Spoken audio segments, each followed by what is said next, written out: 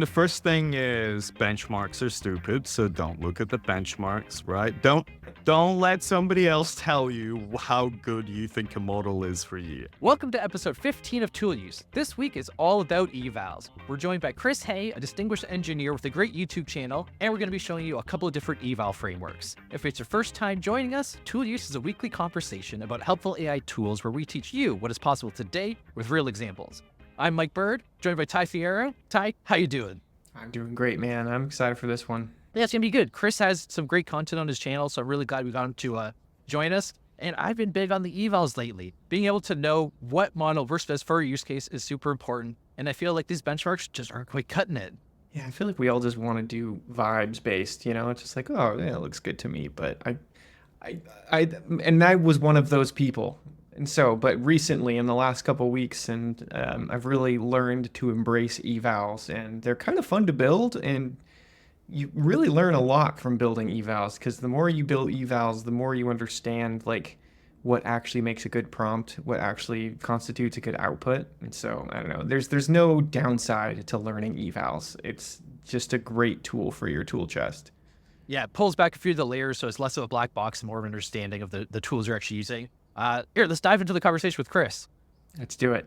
So today we're joined by Chris Hay, a distinguished engineer with a great YouTube channel. Chris, welcome to Tool Use. How you doing? Hey, how we doing? Great to be on here.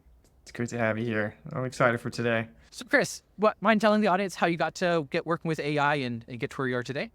Yeah, mine has been a bit of an interesting journey. I guess probably the point I got super interested in AI was actually on a plane ride back from the US one day. It was just before I got on the plane, I was sort of checking out what DeepMind had done with the Atari game stuff, and I thought that was kind of super cool, and they had published their papers, so I grabbed the paper before I got on the plane, and honestly, I spent like this 10-hour flight from LA back to London trying to re-implement this paper on my laptop, and I got pretty far, so I was pretty pleased with that, and I think that was probably the moment where I thought things had changed a little bit within AI. And with deep learning especially. And again, within my job, I work on lots of different things, mobile spaces, scaling large systems, etc. But then probably, I mean, like everybody else, the last 3 years, AI has probably taken over my life with the kind of explosion of ChatGPT, etc. So that's kind of where my backgrounds came from. When did you get like super interested in AI? Was that like the moment where you're like, okay, this is things are changing. This is the time that I need to spend more time researching this. Like, was there any moment? Was it for me? It was ChatGPT when it came out. I was like, oh, things have really changed now. Yeah, mine was probably a little bit before, maybe around GPT-2, GPT-3. But then even then, I didn't get too serious. I was doing a lot of stuff. I think, as you say, ChatGPT, like everybody else, was probably this sort of conversational chat interface, the ease of use and how it's sort of everywhere. And that was probably the real moment. And I think the biggest moment for me was probably I tried to implement my own programming language. I did a YouTube video on this called ChrisLang. You can decide what you think about me based on the fact I named the programming language after myself. But And it gets, this story gets worse. I did this on Christmas Eve. It was Christmas Eve, and I decided I wanted to create a programming language called ChrisLang. And so I started collaborating with ChatGPT that evening. And like anyone else, you start with maybe just giving it kind of a few prompts, and you're like, I'm the god here. I'm going to tell you what I think. These are the rules of my language, and I kind of list them out. Now give me an example. And there was a moment where that switched in the conversation and it became a collaborative thing. And I think it was on kind of comparison operators or negative comparisons in this case. So I was trying to look at a new not equal, and I was like trying to avoid exclamation point equals as the not. And I was like, should I look at left angle bracket, right angle bracket, kind of like old languages of the past? Maybe that would be differentiating. And I was sort of going back and forward, and I was saying, hey, show me this, show me that. And then it made a cool suggestion. Why don't you use the Unicode character or that equals with a strike through it? I went, that's cool. And I was like, what's the pros and cons of that? And then it was like, well, the pros is it would be different. The cons are that, if you're using a terminal that don't support Unicode, then that's going to limit the usage of the language. And and that was a differentiating point for me, because it was just like, it is not about the technology, it's about the collaboration and humans and AI working together to solve problems. And that moment of interaction where I was like, oh my God, this is where it's changed. This chat interface, this ability to go back and forth, this is the changing point. And that's actually about the same time where I started to push my YouTube channel towards AI content more than programming content.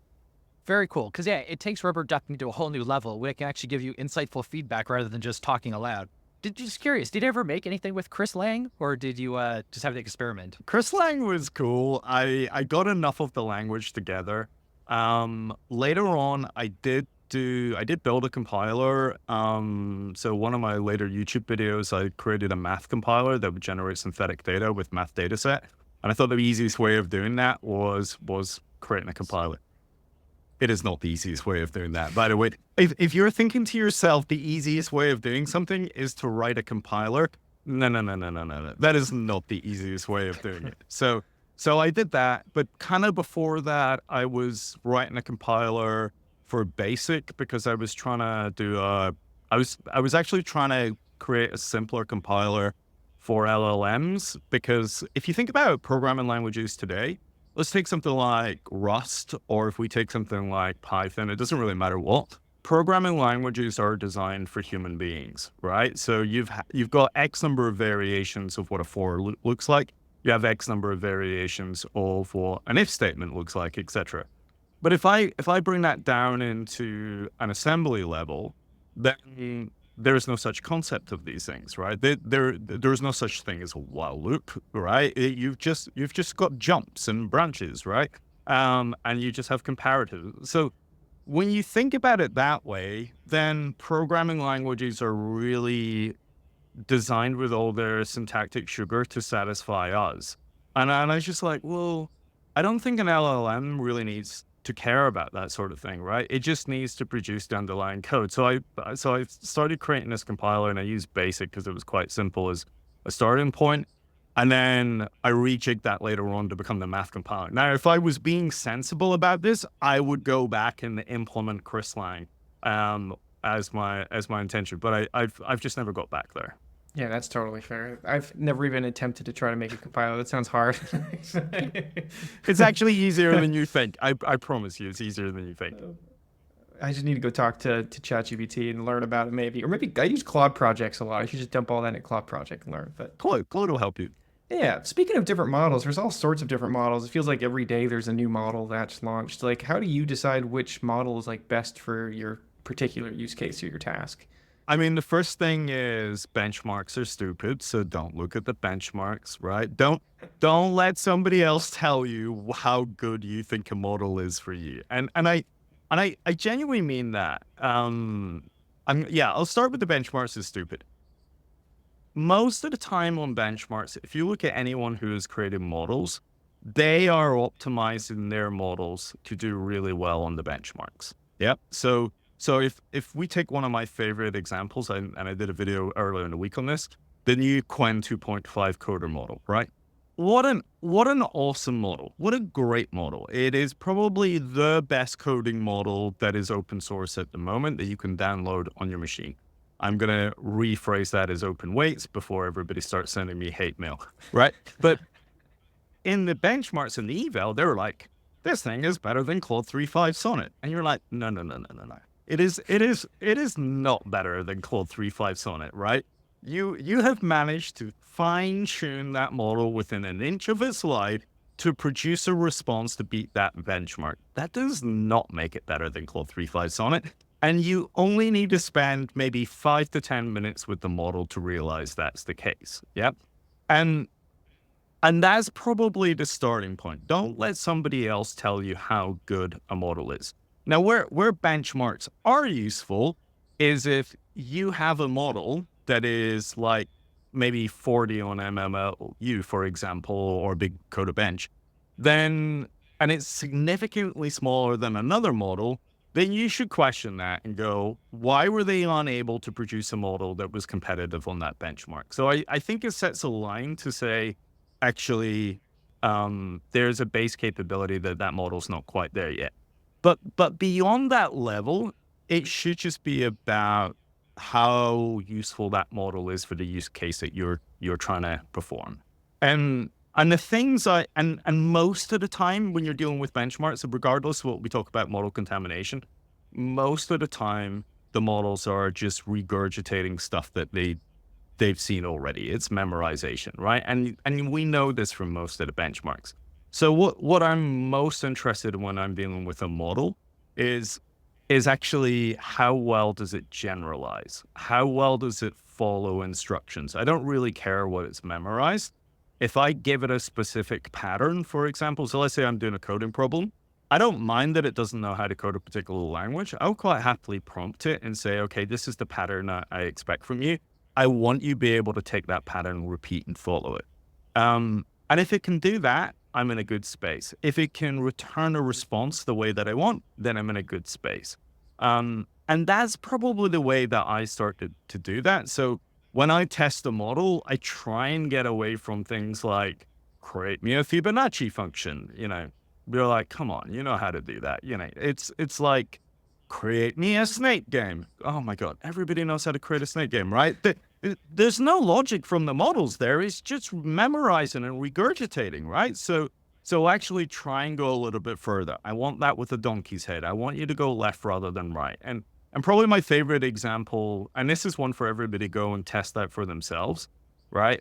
Go pick any one of these chat models and say, create me a Sudoku puzzle that is valid, right? And it will create you a beautiful, valid Sudoku puzzle. And you'll go, oh my God, these Sudoku puzzles, they're solved.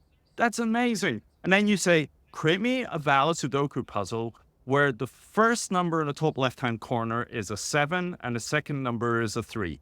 And not one of the models will be able to produce the Sudoku puzzle. Why? Because it's memorized and regurgitated, creating a valid Sudoku puzzle. But as soon as you have to generalize, then the model's like, that's beyond my training. And therefore, that's where you get to the bigger models, etc.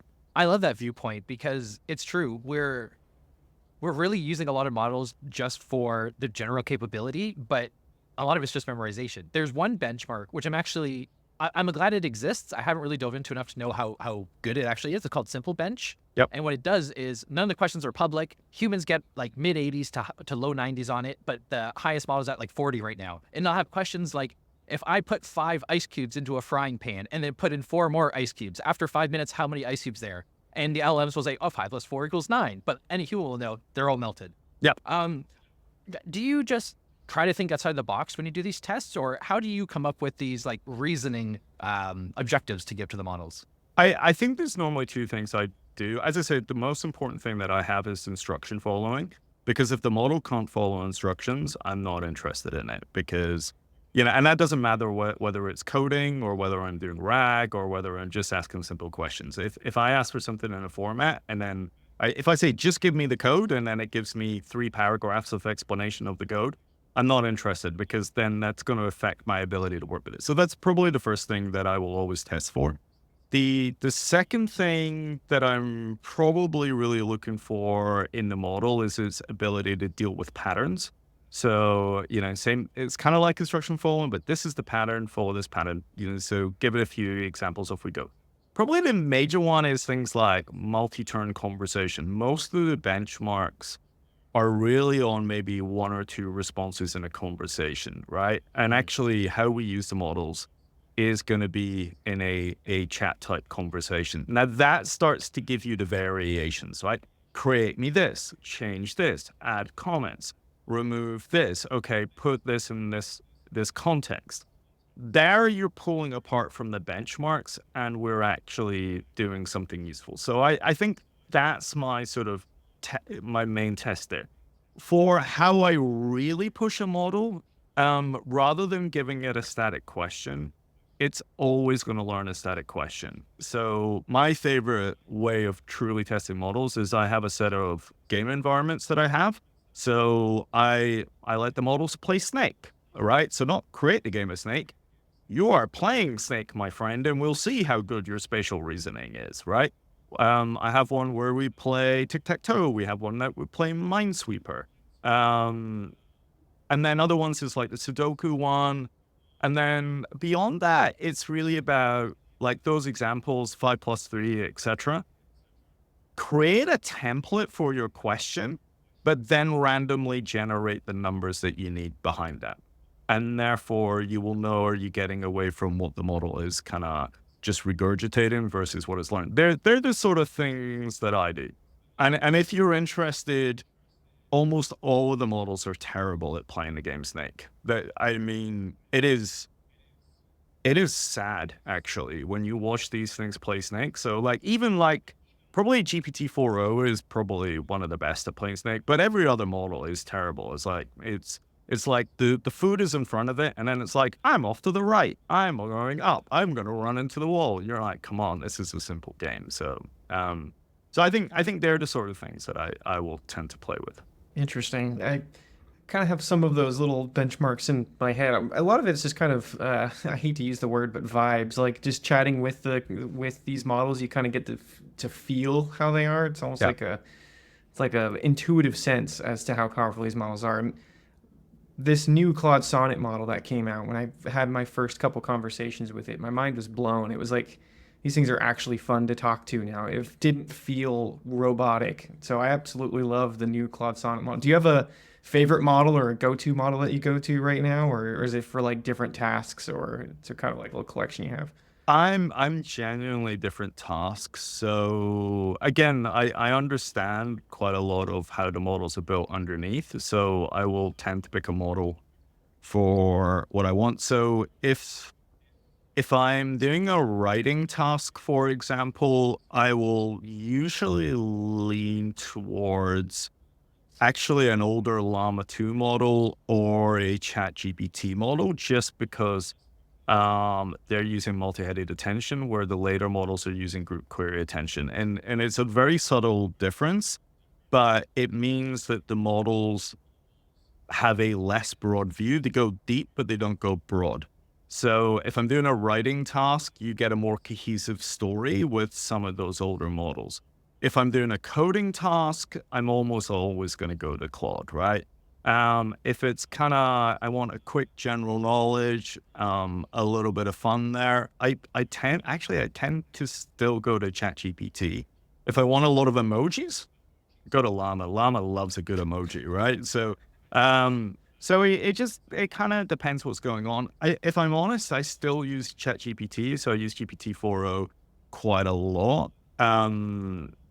Maybe, and I still use that over Claude quite a bit, just because the Claude rate limits really annoy me. It's just like you're getting into a task and it's like, come back at 1 a.m. Now come back at 1:30. And it's not like consistent. It's just like, here's a random time that I've made up and you can't use it until then, right? So I sort of prefer GPT-4o's rate limiting in that sense. But Claude is definitely a better model there. So yeah, I just kind of vibe it. Yeah, and actually Claude's been pretty bad today and yesterday, where it's only giving the concise answers instead of its own response. So, it's scaling issues. Outside of the chat interfaces, how do you use AI in your workflow? Usually, there's probably a few places that I use it. The main one for me is probably agentic workflow. So I have a ton of agents that will go and do stuff for me. So that's probably my favorite use. Mainly because I'm super lazy, so I will quite happily code up an agent in Llama. I will spend way longer coding up an agent than I will where I could have just done the work in the first place. So creating kind of Llama Index or LangChain style agents, they're probably where I'll spend most of my time doing stuff. Again, within the coding interface, I'm a big fan of Continue at the moment. And again, we could get into this argument with things like Cursor, for example, but I'm a big fan of open source. So if I'm given an open source choice, I'm going to lean towards the open source option over paying money. Preaching to the choir. Yeah, Mike loves his open source stuff. I still just use Cursor every day. Although I was playing with Windsurf recently. I don't know if you guys have played with that one yet, but it's pretty interesting the way that they do agents in the sidebar there. You played with that one at all? No, I literally put it on my board because I was like, because it came out like on Sunday or something, or it was only like a week ago. And I'm like, should I do a YouTube video on this? So So it's sitting on my list at the moment, and yeah, so I'm hoping maybe this weekend I'm gonna get a bit of a chance to play with it and maybe do a video on it. It's really good. It just doesn't. What it's great at is doing this like kind of agentic workflow in the sidebar. Unlike Cursor, where it's just kind of like a chat that applies edits. It like it creates files, it edits the files. It feels the sidebar feels better. But the thing I miss from Cursor is it can't do like docs. You can't like at a doc. So I Yeah. love going to a documentation or GitHub repo and doing that. But I don't know, it's a lot of promise. I still haven't paid for Windsurf yet, and I don't think it's gonna do that for me. But Have they pulled in some of the kind of the Claude Dev features then there, like being able to kind of work with your local file system and do agentic flows there? Have they kind of stole some of that in there, or I would assume so because it's really good at editing files, just kind of nice? just really simply. And so I would assume it's probably using like the Claude edit tool or something like that. Nice. But I'm not entirely sure because I know Cursor uses a small model to do their like applying edits, where I'm assuming that Windsurf kind of uses like a tool call or something. Yeah, that's actually a really interesting one. So if you look at everybody's now going to get an education on how these tools work, right? So if you look at your code editors, right, typically there's two models that they will use. So one is going to be powering the chat experience. So like you do a Command L, you have the chat experience, you'll bring something from your editor into the chat experience. That's typically the most powerful model, right? So that's where you would use the Qwen 30B, that's where you would use Claude 3.5 Sonnet, etc. But the other one, so when you're in the editing experience and you're doing the autocomplete, there's typically a much smaller model that powers that, right? And that's called your fill in the middle model. And it's got slightly different job. It's not doing the completion. It's literally, here's my text on the left-hand side. Here's my text on the right-hand side. Now go and autocomplete that in the middle. Now, if you think about that for a second, you don't want that to be a large model, because if that's a 300 billion parameter model or 30 billion parameter model, the latency on that is going to be so huge, you're not going to get that instant response. You're just going to be like, why am I waiting, right? And you're going to get that kind of, that whole sort of co-pilot pause where you're just hanging around for it to complete. So these models tend to be much smaller, and that's kind of where the 1 billion parameter models, the 7 billion parameter models come in. I think that's the big place of innovation probably for the next 6-9 months, right? Is we already see the models are getting much, much smaller. And actually, from a memorization and a regurgitation back to benchmarks, actually, I want those models to memorize and regurgitate, right? Because I'm doing the same sort of stuff over and over again, but I wanted to be fast. So I would really like to see those a very small 1 billion parameter model really tuned within an inch of its life that smashes all of these benchmarks as much as possible for fill in the middle, because that is really going to improve my coding workflow, because I'm going to get fast instant responses. What do you think of the approach Aider's taken, where it'll have a coding agent as well as an architect agent, model to kind of like guide it without having to worry about the exact specifics of the code? I actually love that a lot, because it's kind of like, if we really think about it, it's kind of the same way as if you think about like the O1 models or the new kind of DeepSeek R1 models, where you're doing the chain of thought, but rather than trying to build it into one thing, you kind of do a little bit of that pre-prep yourself, right? Architect what that's going to look like, and then go execute that with a little bit of a kind of change. So rather than letting the agents be the orchestrator, you're kind of the orchestrator at this point, but with the model. And I really like that approach a lot. So I like what Aider's doing. I think that's a pretty cool tool. I don't think everything needs to be fully integrated into your IDE either. So I like the way that they're going with terminals and stuff. So I hope to see more of that as well. And again, one of the things that I think about a lot is, and again, this will be slightly controversial, but I actually think that's probably the direction software industry is going to go in general, right? Which is, at the moment, AI is embedded in your AI coding assistant and your VS Code experience. But actually, if we look at the wider software development lifecycle, you've got everything from what are my user stories? What are my test cases? What are my planning? Actually, there's a whole scaffolding that we do in the life cycle that needs to be done. And then the coding part is just kind of one element of that. So I think this planning part and looking at the wider life cycle is still quite an untapped space. I mean, we deal with that a lot in enterprise, but I think it's an untapped space in general. And so I love the fact that Aider's gone down in that direction. Interesting. Is there any other cool tools you've seen recently that have really inspired, like, or made you think of new ways of doing things? There's lots of cool innovations that are coming out. I'm really obsessed with audio at the moment. I'm obsessed with vision, obviously. So I really enjoyed the kind of multimodal aspects. Again, I don't think that's really sort of brought in. I'm probably going to get hate mail at this point. Probably the thing I hate the most at the moment is Canvas, right? If I go the opposite way, I know everyone loves Canvas. I hate Canvas at the moment. I would like Canvas if it wouldn't continually just sort of stop dropping text and say, okay, here's this one bit, and then you don't need all that other bit. I'm just going to give you this one change. And I'm like, no, I've asked you to generate this code. You put it in the canvas. Just give me all of the code. That's what I want. I want to click copy. I want to hit paste. I don't want to be sitting thinking about which bit's missing and which bit's not. The whole point of Canvas is that you're meant to update the thing. You were given one job to do, and you can't do that. So I hate Canvas for that reason. Yeah, I know this was meant to be what do you like, but actually I'd like somebody to do that well, and stop being cheap on the tokens with us.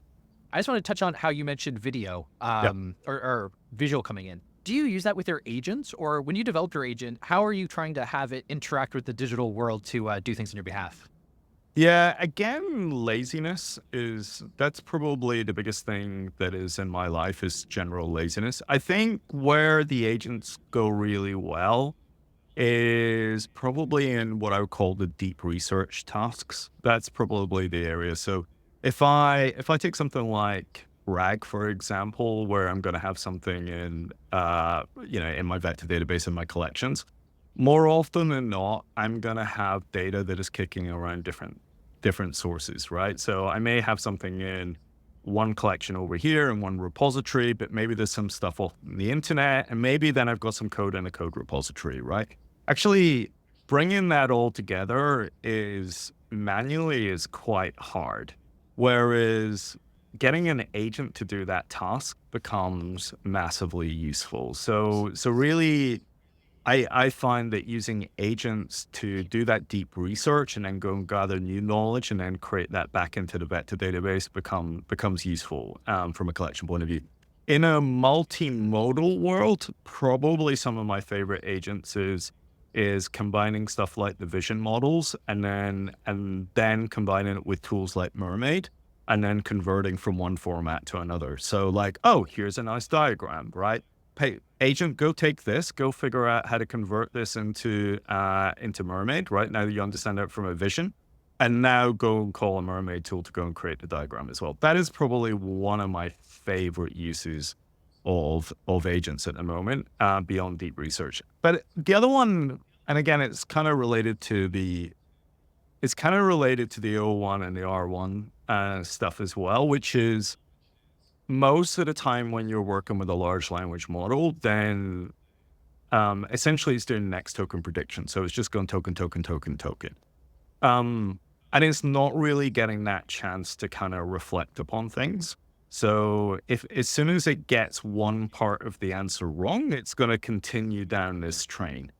And actually, that's probably something where agents do a lot better at that, whereas it's got the opportunity to go and collect from different sources and then take a little bit more time to come back with an answer. So in the same way that, O1 and R1, the whole reasoning thing, kind of agents have a lot of that capability already. So I guess that's one of the major reasons I'll end towards agents.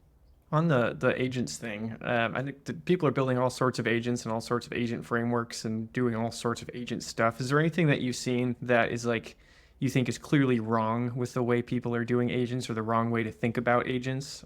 If I really think about the direction where everything is going, um, if you kind of go back to the 1960s, and I was not born anywhere near the 1960s, I just want to specify that right now.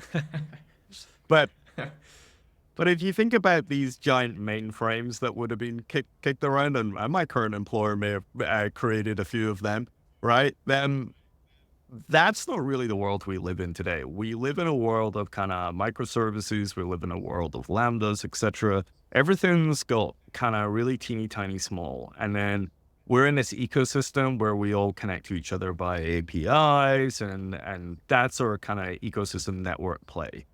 I think the same thing is going to happen with AI and specifically agents in that sense. That is our future.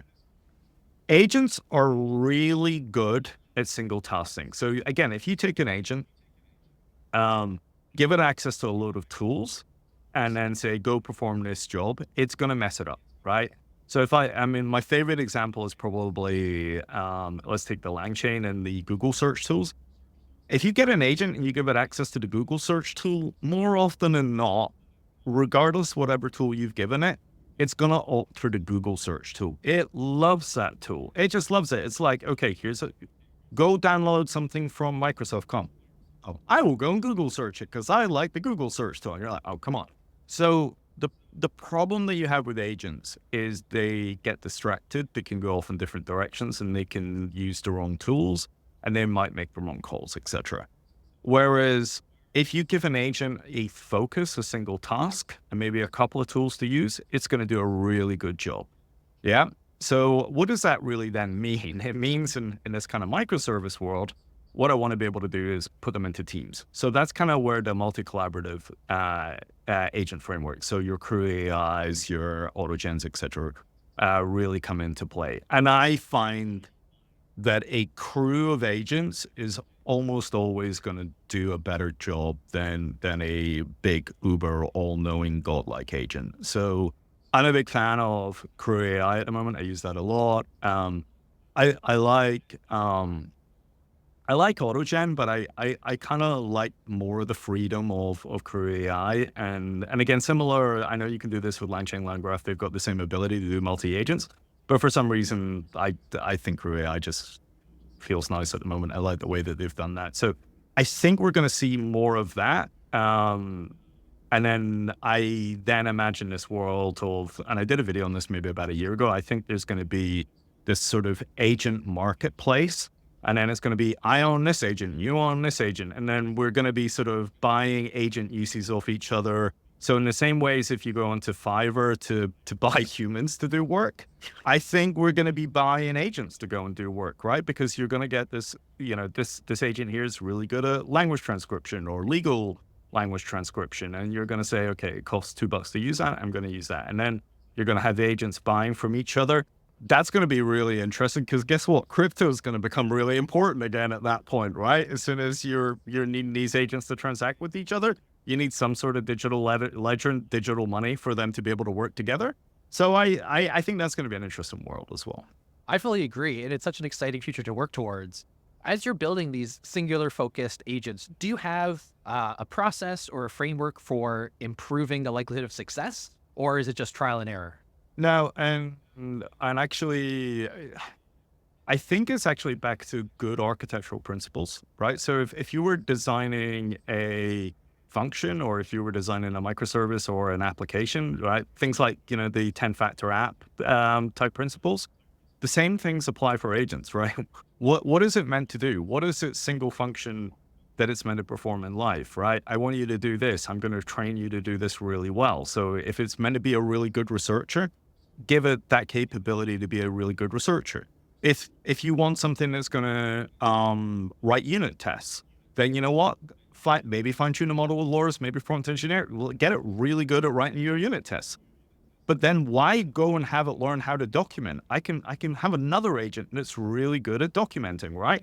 So that single task, that single responsibility is really important, right? So I think sort of take the kind of principles of 10-factor apps and then sort of apply that onto your agents and make a really good, and then join them all together. And I think maybe if I bring this into a kind of an NFL football cut type thing, do you know what I mean? Patrick Mahomes is probably best quarterback in the world at the moment. Again, more hate mail coming there. Taysom Hill is a great tight end, but is also a pretty good quarterback. He's nowhere near as good as Patrick Mahomes, but he can mix and match. Do I want a Taysom Hill as my starter quarterback, or actually do I want Patrick Mahomes? Guess what? I want Patrick Mahomes, right? I still want Taysom Hill on my team because then that gives me a bunch of different options, but I want Patrick Mahomes, right? And then it's the same as a wide receiver, right? I want to pick the best wide receiver. I want to pick my best tight end. I want my best linebackers there, right? You know what I mean? It's about creating a team. And I think this is the same in agent world. You need to look at, how do I get this person that's really good in this position? And then how do I team them together to create tasks? And then that leads you to composability. Because if I've got an agent that's really good at research, or I've got an agent that's really good at creating unit tests, then I can pull them out of the team that they're in just now, and then I can move them into another team and combine them with a different set of agents, and now they can perform different tasks and they can team in different ways. That is the direction I think agents are going. I don't believe that this uber god-like agent is the path, and so that's why I believe multi-agent collaboration is forward. And that would be the big tip to everybody. Really just get it back to architectural basics.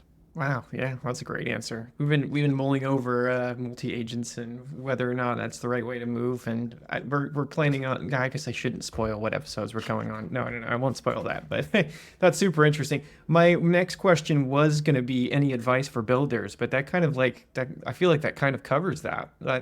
Of focusing on multi-agent tools. Is there any other little tips you have for builders or advice in this space? What I would say is if we bring it back to LLMs for a second, there's a few things I would say. Don't stick to any one particular model. I think that's a big mistake.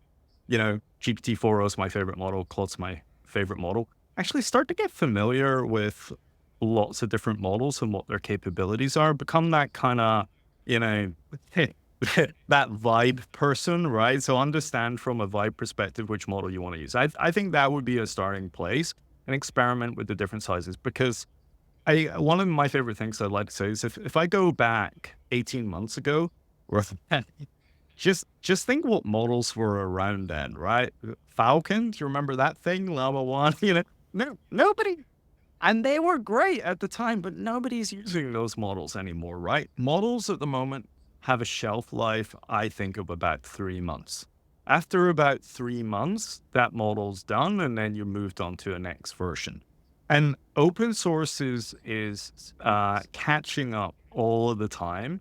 The gap is closing between open source and the closed source models, right? So, and we've seen that with the Llama 3 405 billion parameter model. We've seen that with the new Grok models. There's new providers coming all at a time. So I say, and again, with the DeepSeek Coder R1 model this week, again, another great example. So I think this ability to sort of be agile in your nature to switch and adapt to different models becomes important. And then I think the other one I would say for when you're building stuff is go look at the open source tools, go look at things like Ada, etc., and look at the prompts underneath them, right? And I know prompt engineering is a dirty word sometimes, but actually understanding the prompts is good, right? Go understand what that prompt is and then see if you can recreate it, because you'll be surprised how simple some of the prompts are underneath, and you can apply that to different things. And then maybe to place and get used to doing multi-shot, right? You'll see this on the benchmarks, bringing it back to evals. Great, right? We eventually go back there. But if you look in most of the evals, right, most of the time it's not a 0-shot prompt, right? It's always like, 3 shots, 5 shots or whatever, right? So actually get used to when you're building, working with models. So don't be afraid to give different examples, because the difference of saying, go build me a thing versus build me a thing that looks like this. Here's my inputs, here's my outputs, and here's an example of what it looks like. And the model will do a much, much better job when you give it 2 or 3 examples of what you want, right? So go experiment with that. And you can see that. So if I go create a Docker image or whatever, and then it may do a good job, it may do a bad job, depending on its knowledge cutoff. But if I say, create me a Docker image, and here's an example of one that it's going to look like, but now I want you to do this task, it's probably going to do that well, right? Whether it's got the knowledge or not, because it can instruction follow, it can pattern match, etc. Based on its own knowledge, it will be able to do that. So that is an area I would experiment. And then the final one is, don't be afraid to go fine tune a model, right? And because actually taking your own data and then put it on top of the models, right? Create your own LoRa's. Fine tuning is fun. It doesn't cost a lot of money, but it gives you an idea of how to do things. And so there's a nice little progression chart there. And then back to agents, go experiment with the different agent frameworks, create some tools, try some different things as well. So that's what I would say for building. Just go and experiment and play, and you'll be surprised how much you can do. Such good advice. It applies to a lot of things, but especially here. With the never-ending supply of AI news and models being released every week, how do you keep up with it? Where do you get your news sources from? Honestly, and this is going to be the worst. This is going to be the worst answer ever. I actually have an agent that does that for me. So I have Amazing. So I have an AI news agent, right? And what the AI news agent does is I give it a couple of sites. So I give it things like TechMeme, TechCrunch, etc., GitHub Trending, etc. And they will go off and do that, and then it will generate me a PowerPoint deck. So I have another tool with PowerPoints, and it'll give me a PowerPoint deck of what's trending at that point in time, and then I will go and look at that. And that's one of my primary sources. The other one is actually YouTube videos. I listen to a lot of YouTube videos. I listen to a lot of podcasts as well. When I go to sleep at night, this is terrible, but I can't sleep to silence. So I kind of put headphones in for sleeping, and then, I'll pick up news osmosisly or something like that. I don't know. And then that will usually spark something for me. And then I'll go and I'll keep up to date that way. Man, that's like the best answer you could have given. You said it's a bad answer, but that's the best answer we were looking for. So it makes me need to do that, man. I'm spending too much time on Twitter trying to find all the latest and greatest. So just have an agent do it for me. Go create an agent. I love that. Well, it's been really good. I feel like there's a lot of nuggets to look into there. I feel like it was a great episode, and I really appreciate having you on. Nah, thanks very much for inviting me on, and this was a lot of fun. Yeah, really appreciate you jumping on. Before we let you go, is there anything you want the audience to know? No, go have fun. And the last thing I would say is, if you're worried that Gen AI is a fad, or if you're thinking to yourself, we've hit a wall and this is the best it's going to be, that is crazy talk. We are accelerating like there's no tomorrow, and there's so much opportunity. Go experiment, go have some fun, go play, and become an expert. It's great advice. Cool. Well, thanks for being on. I guess maybe we can have you on in the future. It was a great time. Yeah, no worries. I enjoyed it very much. It was cool. Oh, that was a great talk with Chris. Really good getting his perspective, but let's go a little bit deeper into evals. Yeah, let's do it. Let me show you what I got here. Okay, for my demo, I kind of went more for a tutorial. I researched a framework called Deep Eval, which is open source. It's an awesome library that uses all sorts of interesting frameworks and metrics to grade LLM outputs. And just a couple weeks ago, I didn't really know that much about evals. I mean, I knew that they were important, but I hadn't built my own or any of that. And so it's been a lot of learning and a lot of Claude projects. But I've learned a lot, and I want to kind of share some of what I've learned with you guys. And of course, I'm going to add this whole tutorial to the pip package so that you guys can do it interactively. So if I just run AI learn evals, boom. Okay, so I had this idea, and I'm not sure if it's a good idea, to be honest or not, but I was like, I've never seen a PowerPoint presentation inside of the terminal before. And I went through this whole thing, and I built it all, and I'm really proud of it. And then after I built all of it, I realized, did you just make a PowerPoint presentation for a podcast? So, oh well, it is what it is. I'm going to run you through a PowerPoint presentation. Sorry if you're just listening to this in your car. It is what it is. But yeah, welcome to the LLM eval tutorial. Okay, so why do we evaluate LLMs? Like, we want to move from vibes to systematic evaluation. Like, too many of us LLM engineers and even just people just using ChatGPT and whatever else, like grade the quality of the output based on vibes. There's not really a better word than that. It's hilarious that there's not. Like the word vibes is literally the industry word people use for grading outputs without evals. So anyway, but I mean, I think vibes are good, and I think it's probably one of the top ways to really understand the way things are going, but you can't do just vibes. Like you have to, if you're going to build a reliable system, build a way to systematically evaluate the way or the actual results of these things. So yeah, that's the primary reason we want to do this. We want to ensure consistent quality of responses. I mean, if these things are going out to end users and end customers, you want to make sure the quality is high. We want to improve our prompts to improve the overall experience. I mean, back in my early days of building LLM apps, I would make a little workflow. I would make a prompt. I would literally just write a prompt, one shot, and be like, all right, I'm done.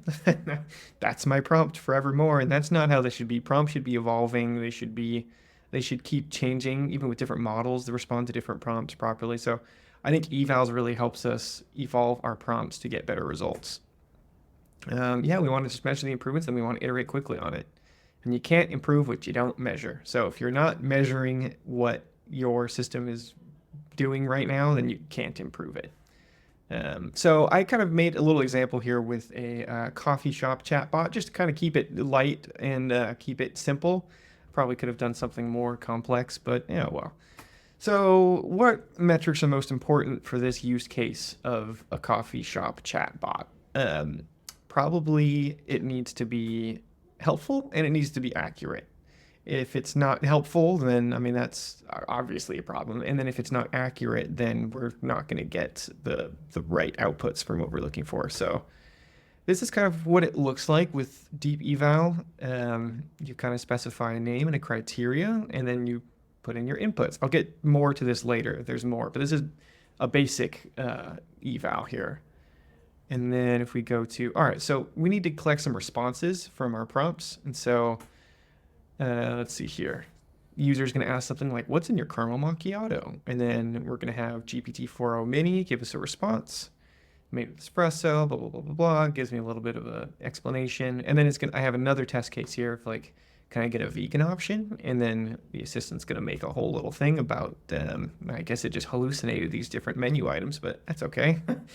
Okay, so now that we have this information, we can move on to the next step. Creating our test sets. So I'm sure you guys have probably heard this before, but garbage in, garbage out. The better your test sets can be, the better your results are going to be. So yeah, better the data set, better the evaluation. And they should match your application logic too. Like, what is the user actually needing out of your application? What is their desired output? Like, this should kind of match what your application is trying to do for the most part. So let's generate some test data. And so there's a way to do this with Deep Eval, with an evaluation data set. You can kind of take data sets as TXT files, and then you can generate these things called Goldens from it. But you basically generate little test sets. Then make little test sets like this, where you have like a expected output and what the input is and whatever else. Let's keep moving. So we're going to use geval to judge the output. This is one of several different metrics that Deep Eval offers to do evals. This one is a two-step algorithm, uses chain of thought to evaluate LLM outputs. So you can specify the evaluation steps yourself and actually say like a whole list of what you want it to work through to grade the responses, or you can just specify the criteria and then it will create its own evaluation steps. So this is what the code kind of looks like. In this one, I opted to actually specify my own evaluation steps. So you can see like it's going to take this input from that test case that we made earlier, and it's going to take the actual output and it's going to grade on these evaluation steps. It's going to ensure the response contains the details about the order and double check it and see if it's actually correct. And I mean, that's just a basic example, but let's see how it actually works. So we're going to do a live demo, run the live eval. And this is what it looks like right out of Deep Eval, which I think is really interesting. So it tells me I'm using the helpfulness metric and an accuracy metric. It's going to run kind of through all of this. So this is what we actually get from Deep Eval here is a metric summary. So we get a score on how helpful it was. We get a score on how accurate it was. and we get kind of a reasoning as to what happened here. So yeah, it kind of talks to the inputs and outputs, blah, blah, blah. We get 100% pass rate on both, which is cool. And then I kind of just took the results and made a little chart out of it. But you can see the actual test case, the metric, we can get the score, and we get the reason for it. So this kind of just shows you this is the most basic, simple eval that you could do. I mean, this whole thing here that I just showed behind the scenes here is probably like 30, 40 lines of code. Like, it's really not that much. And you can really do it just with a single geval function. But yeah, that's pretty much most of it. So let's see here. So learn more about deep eval. There's a ton of different metrics you can use. There's like bias, toxicity, and it seems like a really easy framework to use. As Mike will show you, it's definitely not the only framework, but it's the one that was the easiest for me to get started in. And it's just really easy to do, and it's really pretty, the results of it. So highly recommend checking them out. But yeah, build something simple to start. Like, you don't have to build a complex evaluation pipeline right off the bat. Like, you could start really simple. What's the one thing that you need your results to absolutely have? Create one eval for it and play with it. And they're kind of addicting. Once you get one, you see a score, you kind of want to keep, I don't know, maybe I just love games. So the gamification of prompting is kind of what it feels like to me. But any evals are better than no evals. Even one is better than zero. So just start. It's really not that hard. It'll take you a couple minutes, and it's worth doing. Check out the deep eval docs. We'll link it in the show note captions in their GitHub repo. And yeah, it's my CLI PowerPoint presentation. Mate, great info. And I know we're supposed to talk about evals, but I gotta say, I love the idea of a PowerPoint presentation in the terminal. Was it actually interactive? Did you actually make an LLM call to generate the responses in it? Like, that's so cool. Like, that brings a whole new level to how we can actually do presentations. And, you know, we're the only podcast you can listen to your terminal, so having presentations in the terminal feels very fitting. That being said, good job. I talked to Jeffrey, the founder of Deep Eval, and they're a really cool company. And things like the geval is so flexible that you can use it to a wide number of cases. He does recommend, if you have ones like bias or toxicity that they've already made, they've done a lot of optimizations for it. But geval gives you so much flexibility to test whatever your use case is. So I do encourage people to check it out as well. It's a really cool framework. I mean, I personally even need to do more digging on it. And if you guys know me from watching the show, you know that I love Claude projects. And so, of course, I used Firecrawl to crawl the documentation, put it all into a Claude project. And I even just told Claude, like, based on the deep eval documentation, can you give me an overview on what I should really know about deep evals from like a higher level? And of course it can do that because it's Claude. And it was great. I mean, I can't recommend Claude projects highly enough. It's super fun. But anyway, back on the CLI presentation thing, as a little bonus for anyone that's still listening to this, like I want to make a demo at some point in the next couple weeks that is basically this, but you type in a prompt and then it like teaches you about a particular subject. There's and it creates a CLI PowerPoint presentation for you on any subject you want to learn. I think that'd be cool, but I'm not going to do that today. Let's see what you got. Yeah, for sure. Okay. I wanted to cover this framework put together by Eleuther AI. I love Eleuther AI. They're doing amazing work in the open source AI space, so I encourage you to check them out. And what it's called is the LM Evaluation Harness. Now, I think this is one of the more widely used ones, and for a good reason. It's a really solid framework. You can read all more about it on their README. There's also a great video on Hamil Hussein's channel that features Haley with talking about the deep dives and like the things you might not consider when doing evals. And it discusses the LM Evaluation Harness, and I think it's a really solid tool that I hope more people explore as a good starting point. You don't need to write your own evals to get started. You can actually use existing benchmarks. And even though in the conversation with Chris, benchmarks are hit and miss, it does help you get started, and you can make your own test cases. If you're looking for further reading, Eleuther came out with a paper, Lessons from the Trenches on Reproducible Evaluation of Language Models. Lots of good alpha in there. Encourage you to check it out. So I will quickly pull up. What you can do is run through, you said the model, and I'm just using a really tiny 70 million just so we can actually run on this recording without taking too long. And we're doing the ArcEasy benchmark. If you want to set your device, I'm on a MacBook, MPS. If you use CUDA, it's very powerful with that. And then I'll output the results. So you run it through, you get a few basic log lines. I'm sure there are flags you can pass in to change that. But it runs through the tests against the model, does the evaluation. We have log likelihood here. And you can see the 70 million model hit 20%, 0.2. So 1 out of every 5 correct, 4 out of every 5 wrong, but it is what it is for such a small model. So if you actually want to have your own evals, you can actually pass it in as a task. So I'll just quickly custom task.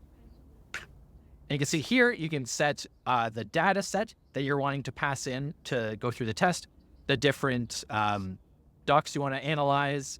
And we actually have different metrics. So some of the metrics you can be exact match, where it'll have to be verbatim output. That's really good if you want to have something like a multiple choice response or yes, no answer. Other ones, in this one, we use Rouge. Rouge does a general like word proximity, how many words overlap. So if your response, the correct answer is I like dogs, and the other response is I like cats, it's close enough that you could get a pass, but you can set that threshold. So I really encourage people to dive more into the LM evaluation harness, because it's going to really help accelerate the process of making your own evals. And if you actually want to read more, Hugging Face came out with this evaluation guidebook that has a lot of good information, all broken down into different documents, so you can really start getting a deeper understanding, whether you want to just have yourself be the judge on the criteria, if you want to have these exact matches, if you want to even use LM as a judge. Mixed results there, but for most of these cases, it really is a cool trick. And I definitely encourage people to check it out, because getting these evals running locally, specifically targeted for your use case, will allow you to have the best model for your needs instead of just relying on other people's opinions. So quick overview of it. Hope people check it out. It's been a good one so far. That was so cool, man. Like, I'm glad you picked Eleuther AIs, because it's definitely one of the industry standards. It's used all over the place, and I would love to set something up in the future to where I can test my own, have my own like set of tests that could be run for like new local models that come out, because there's so many models that come out. It'd be great to just download it on Ollama or LM Studio and then just hit go and then just have it cook in the background and then, you know, send me a result when it's done. But yeah, I don't test these new models out enough, and that makes me sad. So having an automated way of doing that would be really cool. Yeah, I agree. I tend to just go through a few basic questions, just get a general vibe check, but having actual, and even eval sets for different things. Like if Chris has really inspired me to start because of agents. So if we actually have a little eval set for each agentic capability, and we can run each new model through there, maybe there's like a nice little 8B model that can do a lot of our tasks. So we don't need to worry about calling Claude.